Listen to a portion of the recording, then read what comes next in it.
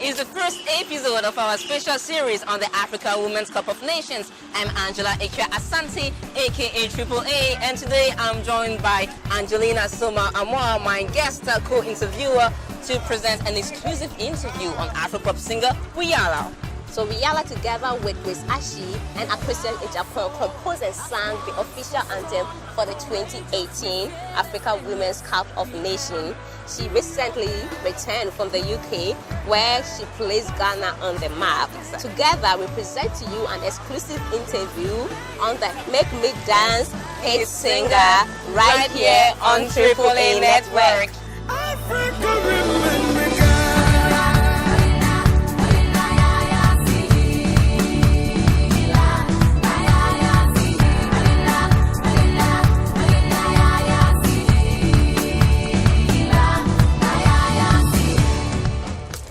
First of all, thank you so much for being on Triple A Network on the first episode of the Women's AWCON with Triple A. It's been a pleasure. I mean, for me to be here today, it was a dream come true. Me so too. we have you on. Finally we meet. Finally we meet. So I wanted to tell me something. You know, we heard your song for the Ghana goal when the Ghanaians went to Brazil 2014, and now you also did the We Are Champions for the Women's AFCON. Do you intend to, at some point, come back into soccer, but not as a singer, but more like either a coach, investing into players, or buying a club? Oh, I think investing into players would be, I would like that. And will it buying the club? I don't know yet. Maybe when I get a lot of money.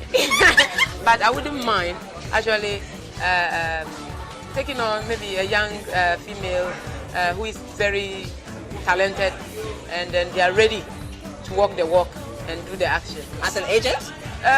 More like just help. Not an agent, but support. That would be fantastic. Yeah. That would be girls, or would you mix it? Well, I think, to be fair, I would like to mix it, boys and girls. But my main, I'll be a bit biased, girls. Yes. Girls will be super happy on that. Because we need to encourage the girls, and you know me, I'm all about encouraging the young women to go out there, dare to be different, do your thing. You never know until you try it, and don't just sit there saying, because maybe where you are born, because no, just go out there. When you're doing it, and somebody like me also see that you are doing it, then you see the support will come. But if you sit there doing nothing, exactly, it's difficult. Exactly. So lay the foundations, and then somebody can also come and help you and raise you up. Yeah, I totally agree.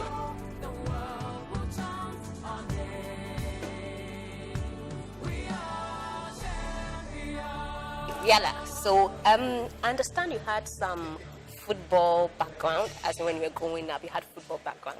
Yes. And so being in this industry now, do you sometimes think about the fact that you could actually be part of the Black Queens and be participating on a very big tournament like this? To be honest, yes. Especially today when it was time for them to play and I saw all the girls running up and down. I was telling my younger sister, you see the girl with the mohawk haircut like me? Can you imagine if that was me? And probably doing well, like I'm doing fine with the music. Like every game I go in, I just score, cha-cha-cha-cha-cha, like that. But I played football before. I joined the women football team in Wa. Then it was Telecom Girls.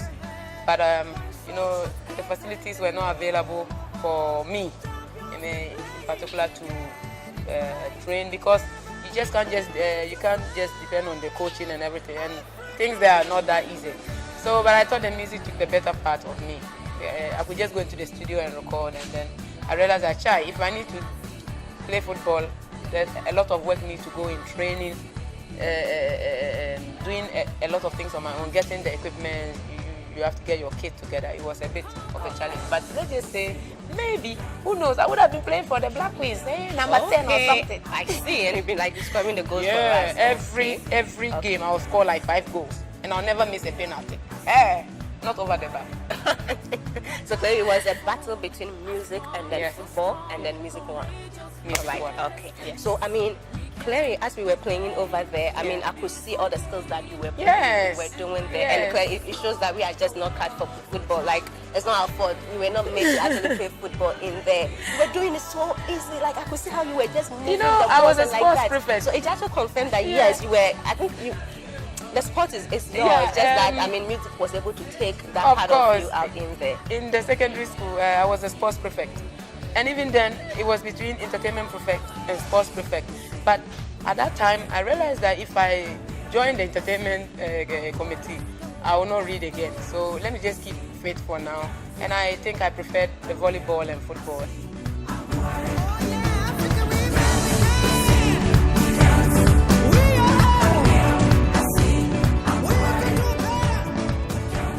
What would you say? I know you have had some exposure. You've been to countries where women football has also been promoted and is doing well. Yeah. I mean, when you come back to our country, of course, this is what we also have.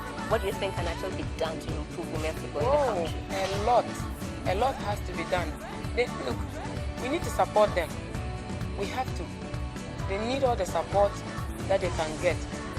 Because when you go out there and you see other teams, and the pitch alone, you can be like, and then the training that goes in, and you know, you can see whether they're put it, but you can see there's a lot of support there. I know they are doing their best here, but I think as a country, the government, even NGOs, people who have the finance to support, let's all come in and support, so that when they see that we are supported, it gingers you up big time.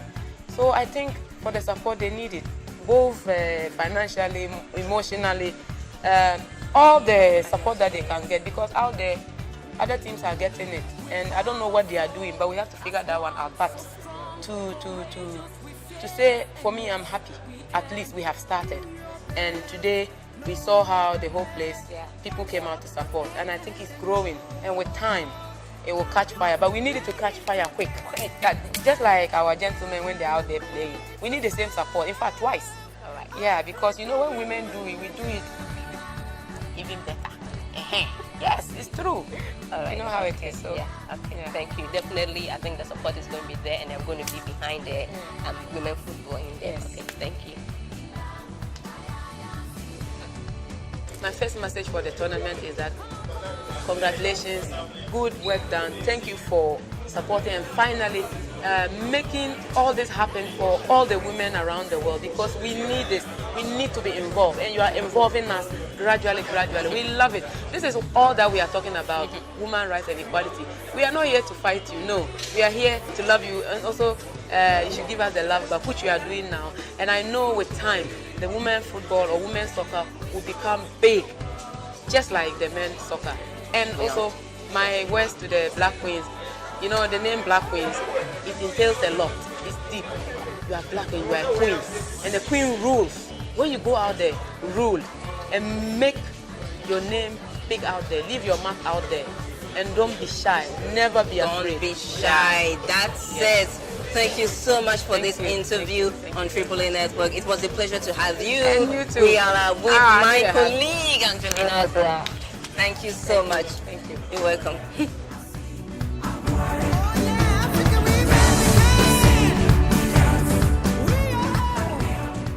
I'm going to give you a big hug. That's it. Wiyaala forever. Oh, thank you.